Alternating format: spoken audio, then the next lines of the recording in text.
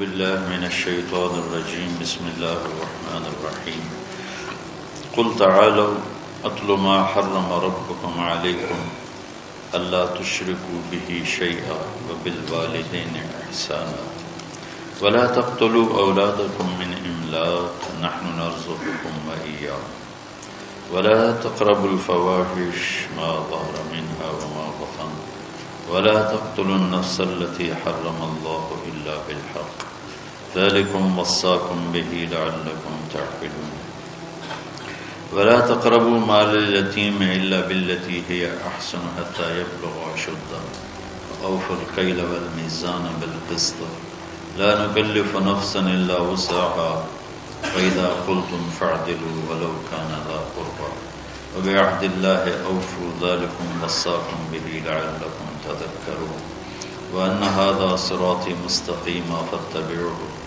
ولا تتبعوا السبل فتفرق بكم عن سبيله ذلكم وصاكم به لعلكم تتقون۔ سورہ انعام میں یہ چند آیات میں نے پڑھی ہیں، ان کو وصایا ثلاث کہتے ہیں۔ اللہ تعالیٰ کی طرف سے 3 وصیتیں، 3 نصیحت۔ وصیت و ارض واسعہ والف سعودیہ واسع، سرسبز زمین،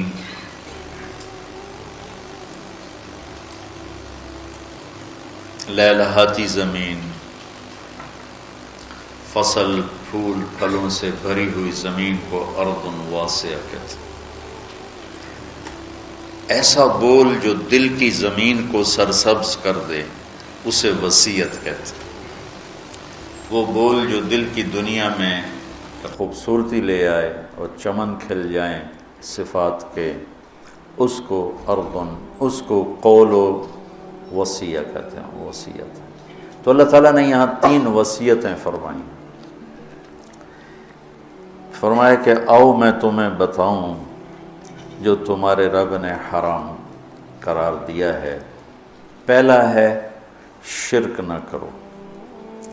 یہ ایسا شرک ہے، یہ ایسا جرم ہے کہ اللہ نے کہا ان اللہ لا یغفر ان یشرک بہ، کہ میں شرک معاف نہیں کروں گا، ویغفر ما دون ذلک لمن یشاء، باقی جسے چاہوں معاف کر دوں۔ تو قرآن پاک میں اللہ تعالیٰ نے اکثر اللہ اور رسول کو ساتھ ساتھ ذکر کیا، اطیعوا اللہ و اطیعوا الرسول، من یطع اللہ ورسولہ تؤمنون باللہ ورسولہ، آمنوا باللہ ورسولہ، براءۃ من اللہ ورسولہ، اذان من اللہ ورسولہ، من یعص اللہ ورسولہ، من یشاقق اللہ ورسولہ۔ یہ قرآن میں بے شمار ہے کہ اللہ اپنے ساتھ اپنے حبیب کو لاتا، لیکن چند مقام ایسے ہیں جہاں اللہ اپنے ساتھ والدین کو لاتا ہے، ماں باپ کو لاتا ہے۔ اس کے علاوہ اللہ اور کسی چیز کو اپنے ساتھ ذکر نہیں، یا اپنے ساتھ اپنے حبیب کو ذکر کرتا ہے، یا پھر اس کے بعد اللہ تعالیٰ نے ماں باپ کو اپنے ساتھ ذکر کیا ہے۔ اس میں سے ایک مقام یہ ہے کہ اللہ تعالیٰ فرماتا ہے کہ اللہ کے ساتھ کسی چیز کو شریک نہ ٹھہراؤ اور والدین کے ساتھ احسان کرو، والدین کے ساتھ احسان کرو۔ وَقَضَىٰ رَبُّكَ أَلَّا تَعْبُدُوا إِلَّا إِيَّاهُ وَبِالْوَالِدَيْنِ إِحْسَانًا يَا بُنَيَّ لَا تُشْرِكْ بِاللَّهِ إِنَّ الشِّرْكَ لَظُلْمٌ عَظِيمٌ وَوَصَّيْنَا الْإِنسَانَ بِوَالِدَيْهِ۔ تو اللہ تعبدوا الا اللہ وبالوالدین احسانا، یہ قرآن میں کئی جگہ اللہ تعالیٰ نے اس کو اس طرح ذکر فرمایا کہ اپنے ساتھ والدین۔ اللہ کا شکر ہے کمزور سے کمزور مسلمان بھی مشرک نہیں ہوتا ہے، اس لیے اتنی جلدی کسی کو کہنا یہ مشرک ہے، یہ مشرک ہے، یہ مشرک ہے، یہ بڑی زیادتی کی بات ہے، بڑی زیادتی قبول ہے۔ اس سے احتیاط کرنی چاہیے، اس سے بچنا چاہیے۔ اللہ کے فضل سے مسلمان کے دل میں توحید ہے، وہ جہالت کی وجہ سے کوئی کچھ بول رہا ہوتا ہے، کوئی کچھ بول رہا ہوتا ہے، اس پر اس کو کافر قرار دے دینا، مشرک قرار دے دینا، یہ اتنا آسان نہیں ہے۔ تو میرا ملک تو ویسے ہی ٹکٹک کے کفر کے فتوے مل رہے ہیں، جتنے مرضی کٹوا لو، جتنے مرضی لکھوا، جنہوں مرضی کافر قرار دے دو، جنہوں مرضی ہر قسم کے لوگ ہوتے ہیں. تو اللہ تعالیٰ ارشاد فرما رہے ہیں کہ ایک تو میری ذات میں شریک نہ ٹھہراؤ، یہ حرام ہے، اور دوسرا کیا ہے؟ بالوالدین احسان. احسان کا کیا مطلب ہے؟ کسی کام کو اس کی سب سے عالی شان خوبصورت شکل میں ادا کرنا، اس کو احسان کہتے ہیں. ہمارے اردو میں احسان کا مطلب ہے کسی کے ساتھ کوئی بھلا کر دینا، بغیر کسی معاوضے کے کسی کے کوئی ایسی مدد کر دینا، اس کو احسان کہتے ہیں. وہ بھی ہے، وہ بھی اس میں شامل ہے، لیکن عربی میں احسان ہے مل احسان ان تعبد اللہ کأنک تراہ فإن لم تکن تراہ فإنہ یراک. احسان کیا ہے؟ کسی جو کام بھی کرے اچھائی کا، بھلائی کا، جو کام بھی کرے اس کو اعلیٰ درجے پر کرنے کا نام ہے احسان. تو اللہ تعالیٰ یہاں ارشاد فرما رہا ہے کہ والدین کے ساتھ احسان. اچھا ایک اس پہ ذرا غور کریں. اللہ تعالیٰ فرما رہا ہے آؤ میں تمہیں بتاؤں کہ حرام کیا ہے. ٹھیک ہے، کہتا ہے شرک نہیں کرنا ہے تو حرام ہے، اور والدین کے ساتھ احسان. یہ حرام کے نیچے کیسے آ گیا؟ کافی دیر میں اس کو سوچتا تھا کہ یہ ادھر تو اللہ کہہ رہا تعالوا اتل ما حرم علیکم ربکم، آؤ میں تمہیں بتاؤں کہ حرام کیا ہے. اللہ تشرکوا بہ شیئا، شرک نہ کرو. ٹھیک سمجھ آ گئی.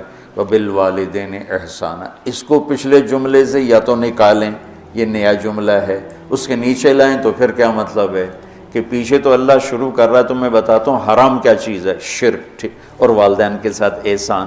تو اگر ہم ظاہری نظر سے دیکھیں اور غور نہ کریں تو یوں لگتا ہے جیسے والدین کے ساتھ احسان بھی حرام ہے. یہاں اللہ تعالیٰ بڑی عجیب طریقے سے ماں باپ کی عظمت کو بتا رہے ہیں کہ ماں باپ کے ساتھ صرف احسان ہی مطلوب ہے، اس سے نیچے جو ہوگا وہ حرام ہوگا، حرام سے نہیں نکل سکو گے. اللہ نے ماں باپ کا حق اپنے بعد رکھا ہے.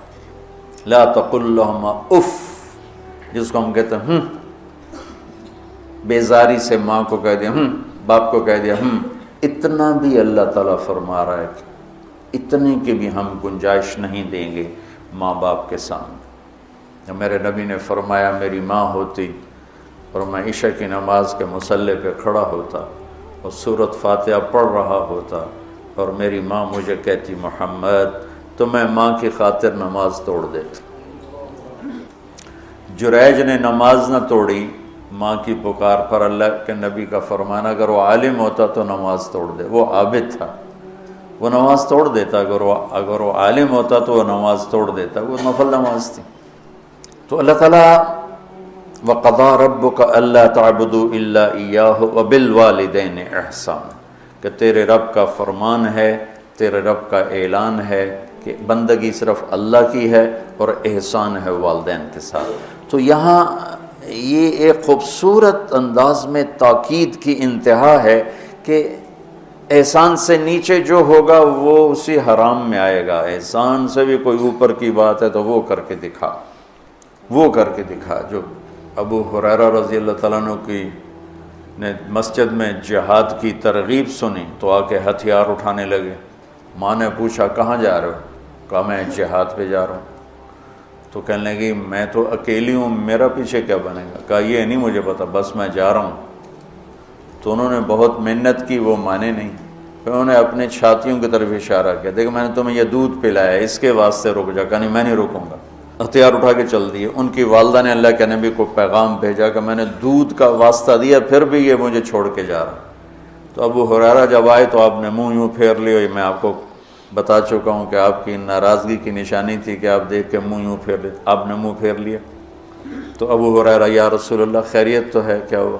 کہ تیری ماں تجھے دودھ کا واسطہ دیتی ہے اور تو پھر ہتھیار اٹھا کے جہاد کو جاتا ہے.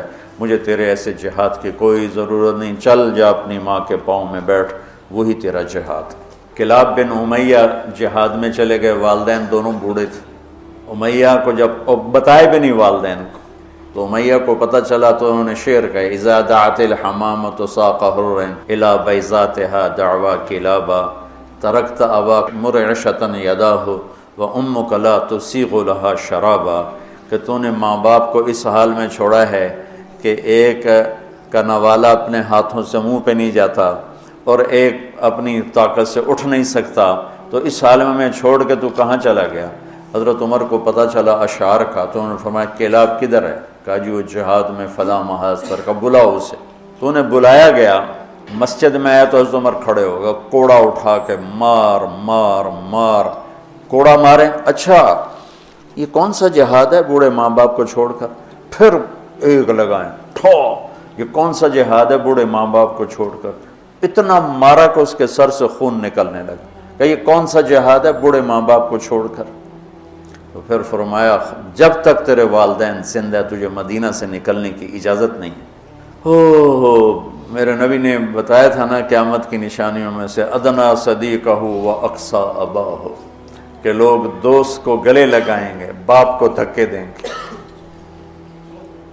باپ کو دھکے دیں گے، دوست کو گلے لگائیں گے، والدین اولاد سے ڈریں گے۔ اطاع الرجل زوجتہ وعق امہ، بیویوں کی خاطر ماؤں کو ذلیل کریں گے، تو جس کو کم ان تلد الامۃ ربتہا، بیٹیاں ماؤں سے نوکرانیوں جیسا سلوک کریں گی۔ پرانی بات ہے، میں ایک ماں بیٹی کو دیکھ رہا تھا، بیٹی ماں سے کہہ رہی تھی، بیٹی ماں سے کہہ رہی تھی بھوک نہیں بھوک نہیں، ہمارے علاقے کی بات، اور اس کی ماں کے موٹے موٹے آنسو گر رہے تھے، بالکل خاموش، وہ حیران پریشان، بھی جس کو میں نے پیٹ سے جنم دیا آج وہ مجھے کہہ رہی ہے بھوک نہیں۔ تو یہ عام ہے کہ آج کل کی پڑھی لکھی نسل انہیں نہیں پتا باپ کسے کہتے ہیں اور ماں کسے کہتے ہیں۔ کوئی ماں باپ کا بھی ہے کہ وہ اولاد کو اس طرح لے کے نہیں چلتے جیسے چلنا چاہیے۔ پہلا قصور تو ماں باپ کا جو 3 سال کے بچے کو اسکول ڈالتے ہیں۔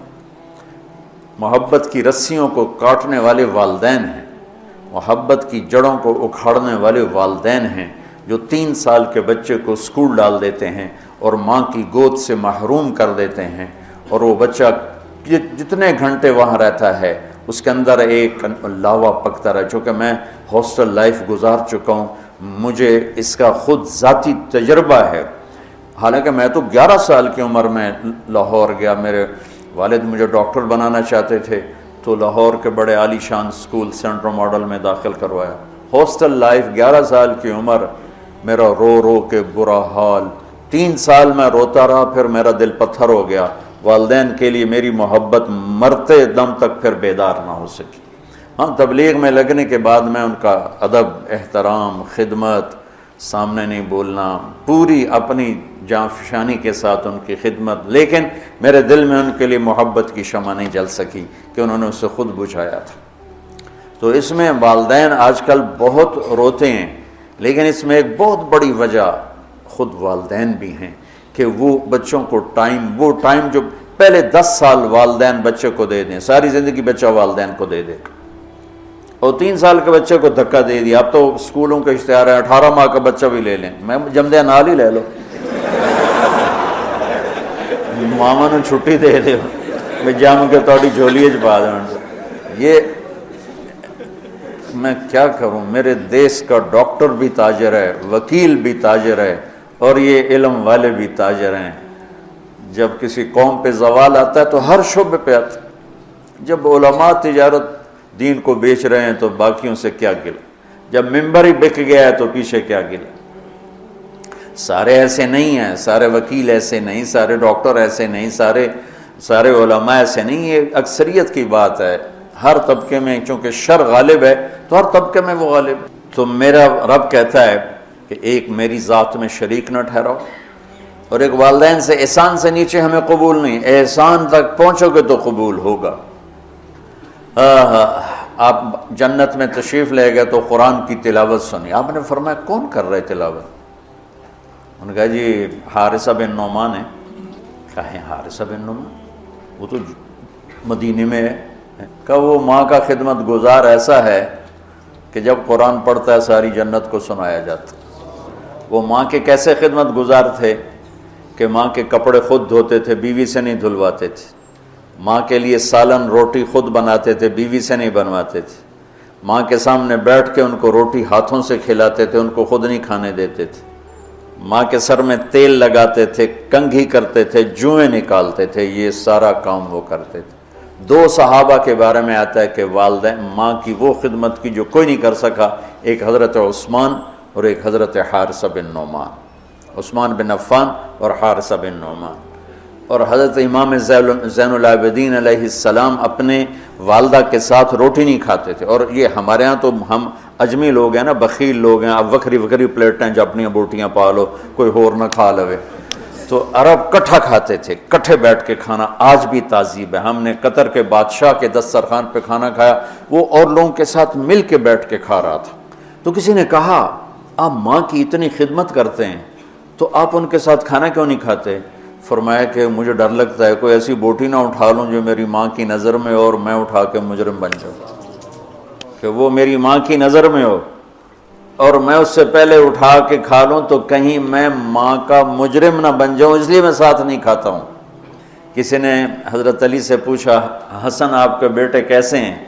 کہا میں جب چلتا ہوں تو میرے آگے نہیں چلتا، میرے پیچھے چلتا ہے، جب میں بیٹھنے لگتا ہوں تو پہلے مجھے بٹھاتا ہے پھر خود بیٹھتا ہے، اور جب میں گھر میں کمرے میں ہوتا ہوں تو گھر کی چھت پہ نہیں چڑھتا کہ باپ سے اوپر نہ ہو جائے۔ تو آج والدین بہت ذلیل ہیں اولاد کے ہاتھوں، بہت دکھی ہیں اولاد کے ہاتھوں، اور ان کی جو فریادیں وہ عرش کو ہلا دیتی۔ تو اپنے ماں باپ کی راحت بننا، ٹھنڈک بننا، خوشی بننا، یہ میرے رب کا پیغام ہے کہ وَبِالْوَالِدَيْنِ إِحْسَانًا۔ اور پھر وَلَا تَقْتُلُوا أَوْلَادَكُم مِّنْ إِمْلَاقٍ نَحْنُ نَرْزُقُكُمْ وَإِيَّاهُمْ۔ اور اپنی اولاد کو قتل نہ کرو، جو عرب میں دستور تھا بچیوں کو قتل کر دیتے تھے، تو اللہ تعالیٰ فرما رہا ہے قتل نہ کرو۔ آج کی خاندانی منصوبہ بندی سے ملتی جلتی ہے کہ رزق تو اللہ دیتا ہے، اور آبادی کے بڑھنے سے روٹی نہیں کم پڑتی، چونکہ اللہ کو پتہ ہے کہ مجھے کتنی آبادی پیدا کرنی ہے اور اس کے لیے کتنی روٹی، چونکہ روٹی کا انتظام اللہ نے اپنے ذمہ لیا ہے۔ ہمیں پتہ ہے ہمارے مدرسوں میں 1000 بچوں کی گنجائش ہے، تو ہم 1000 بچہ جب پورا ہو جاتا ہے تو ہم کہتے ہیں جی بس ختم، اس سے زیادہ ہم نہیں لے سکتے۔ ایک چھوٹے سے ادارے میں ہمیں پتہ ہے کہ اتنے بچوں کی گنجائش ہے، اس سے اوپر نہیں۔ ایک مل والے کو پتہ ہے میری مل میں 2000 مزدوروں کی گنجائش ہے، دوسرے کو پتہ ہے میری مل میں 10,000 کی گنجائش ہے، اس کے اوپر میں نہیں لے سکتا۔ تو کیا اللہ کو نہیں پتہ کہ دنیا میں کتنی گنجائش ہے، میں نے کتنے بھیجنے اور کتنے میں نے روکنے اور کتنے میں نے اٹھانے ہیں، کتنے بچانے ہیں؟ اللہ بھی تو علیم و خبیر و سمیع و بصیر۔ روٹی جو کم پڑتی ہے سود کی وجہ سے، سٹے کی وجہ سے، جوئے کی وجہ سے، ذخیرہ اندوزی کی وجہ سے، 2 نمبری کی وجہ سے، یہ 5 اسباب ہیں غربت کے۔ سودی نظام ہوگا، پیسہ چند ہاتھوں میں ہوگا، سٹا ہوگا، جوا ہوگا، بددیانتی ہوگی، سٹاک ہوگا، ذخیرہ اندوزی ہوگی، ہیرا پھیری ہوگی، بازار تباہ و برباد ہو جائے گا، پیسہ چند ہاتھوں میں آ جائے گا، غربت آ جائے گی۔ پاکستان کی آبادی 25 سے 50 کروڑ ہو جائے، روٹی کی کوئی کمی نہیں ہے۔ کمی آتی ہے جب اللہ کی نظام معیشت کو توڑا جاتا۔ میرا اللہ کہتا فَأْذَنُوا بِحَرْبٍ مِّنَ اللَّهِ وَرَسُولِهِ، یا سود چھوڑ دو یا اعلان جنگ ہے۔ وہ کہتے سود کے بغیر کاروبار نہیں ہوتا، تو لعنت ہے ایسے کاروباروں پر۔ جن جن ملکوں نے اس پر پابندی لگائی ان کی سارا سسٹم تباہ ہو گیا۔ چائنا میں 18 کروڑ لڑکے ہیں جن کے لیے لڑکیاں کوئی نہیں، 18 کروڑ لڑکے ہیں جن کے، یہی صورتحال ہندوستان میں ہے کہ وہاں کروڑوں بچے ہیں، چونکہ وہ بچی کو دیکھتے ہیں تو حمل ساقط کروا دیتے ہیں، وہ الٹرا ساؤنڈ میں بچی دیکھتے ہیں ساقط کرواتے ہیں۔ اب لڑکے زیادہ ہو گئے ہیں، لڑکیاں ہیں، تو اللہ کے غیبی نظام کو جب ہلایا جاتا ہے تو نقصان ہوتا ہے۔ ہاں ہم سود ختم کریں، ہم جھوٹ ختم کریں، ہم ذخیرہ اندوزی ختم کریں، ہم ہیرا پھیری ختم کریں، 2 نمبری ختم کریں، سٹا ختم کریں، جوا ختم کریں، تو رزق عام ہو جائے گا، کوئی بھوکا نہیں سوئے گا۔ پاکستان 25 سے 50 کروڑ ہو جائے، کوئی بھوکا نہیں سوئے گا۔ لیکن اگر یہی سسٹم ہوگا جو آج ہے تو یہ 50 لاکھ بھی ہوں گے تو بھوک ہوگی، کیونکہ نظام شیطانی ہے۔ یہ تو اللہ کا شکر ہے ہماری آبادی دیہاتوں میں ہے، 70% نو پتہ ہی کوئی نہیں، کم بچے خوشحال کرانا۔ یورپ میں آبادیاں کم ہو رہی ہیں، بچے پیدا کم ہوتے ہیں، مرنے والے زیادہ ہیں، پیدا ہونے والے کم ہیں۔ ان کو خوفناک انسانی کمی کا، افرادی قوت کی کمی کا سامنا ہے۔ چند سالوں کے بعد جاپان میں 60% بوڑھے ہوں گے، تو اس ملک کا کیا بنے گا؟ یورپ میں یہی حال ہے، 60% 70% بوڑھے ہوں گے، چونکہ پیچھے سے نئی نسل آ نہیں رہی۔ کم بچے خوشحال کرانا نہیں ہوتا، نیک بچے خوشحال کرانا ہوتا ہے۔ بچے نیک ہو تو گھراں ایک ہوئے تو ہوئے سپ ورگاتے ہو، تو کی کرنا انہیں؟ ایک بیٹی ہو ڈائن جیسی ہو، کیا کرو گے اس کا؟ اتنی لمبی اس کی زبان ہو، کیا کرو گے اس کا؟ دیندار چھوٹا خاندان زندگی آسان نہیں، دیندار خاندان زندگی آسان، نیک خاندان زندگی آسان۔ بچے تھوڑے ہوں یا زیادہ ہوں تقدیر کے فیصلے ہیں، نیک ہیں تو موج ہی موج۔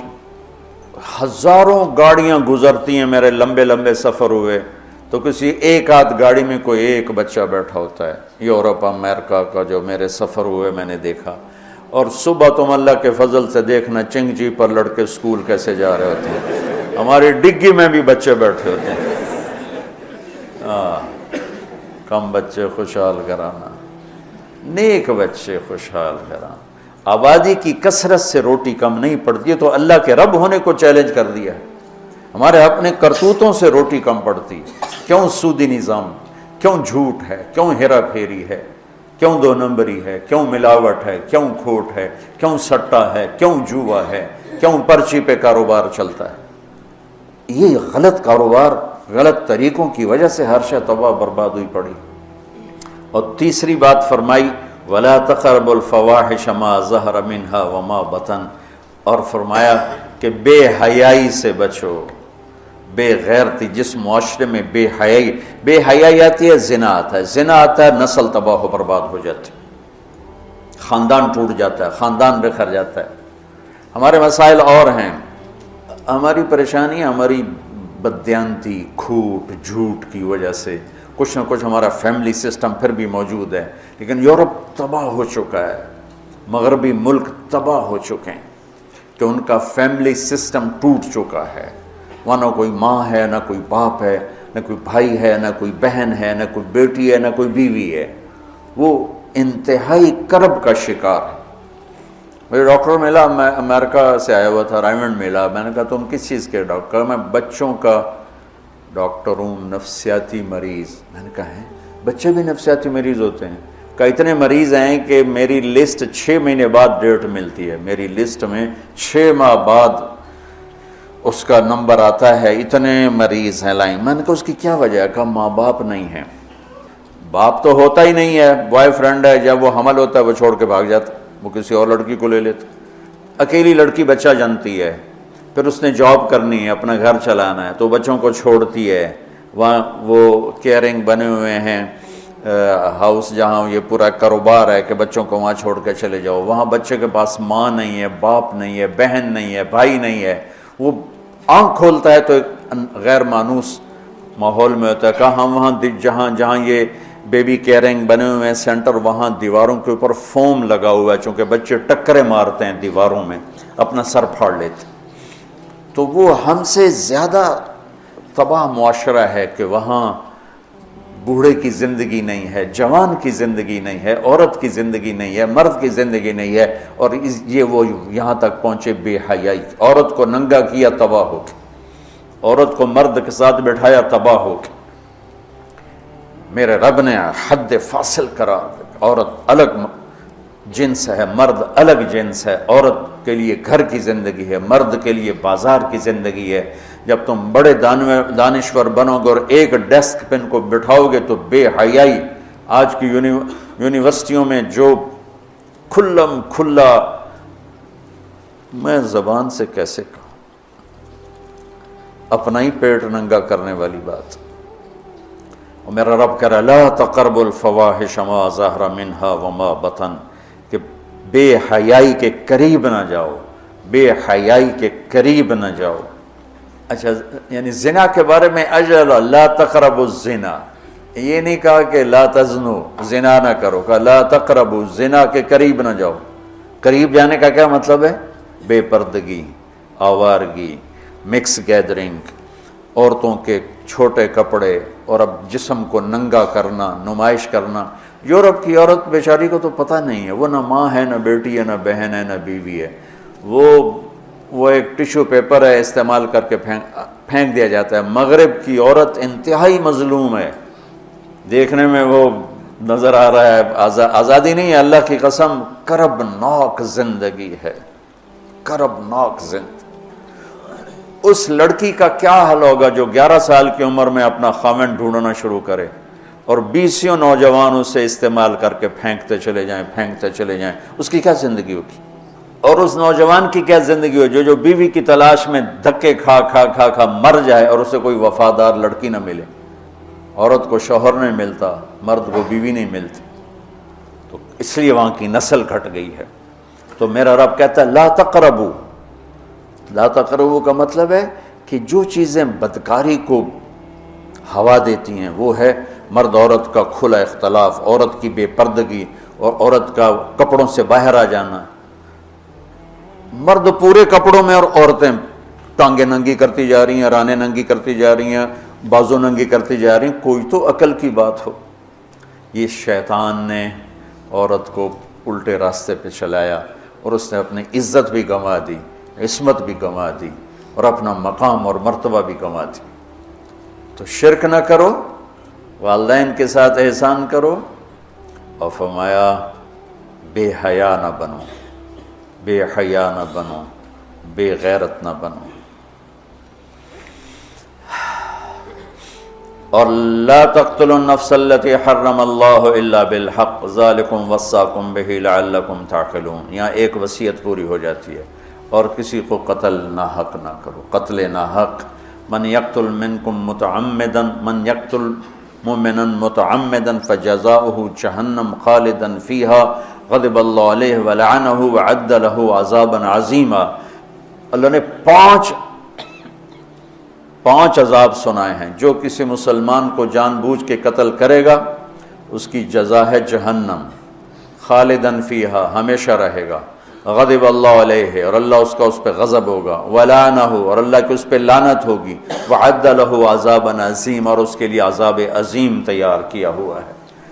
عمر بن عبدالعزیز کا انتقال ہونے لگا تو بلا کے رجا سے کہا 3 بادشاہوں کو قبر میں اتارا، عبد الملک کو، ولید کو، سلیمان کو، تہجد گزار، شب بیدار، روزے دار، قرآن کی تلاوت کرنے والے، زنا سے پاک، شراب سے پاک، فحاشی سے پاک، آوارگی سے پاک۔ لیکن فرمایا میں نے دیکھا ان کے چہرے کالے سیاہ ہو گئے اور ان کے چہرے قبلے سے یوں ہٹ گئے۔ کیا تھا؟ ظالم، خون بہایا۔ سلیمان کی میت کو قبر کے قریب کیا تو ہلنے لگی، تو اس کے بچوں نے کہا ہمارا ابا زندہ ہے۔ عمر بن عبدالعزیز نے فرمایا زندہ نہیں، عذاب قبر شروع ہو گیا ہے، قبر میں جانے سے پہلے ہی عذاب قبر شروع ہو۔ بل عجل اللہ بالعقوبہ۔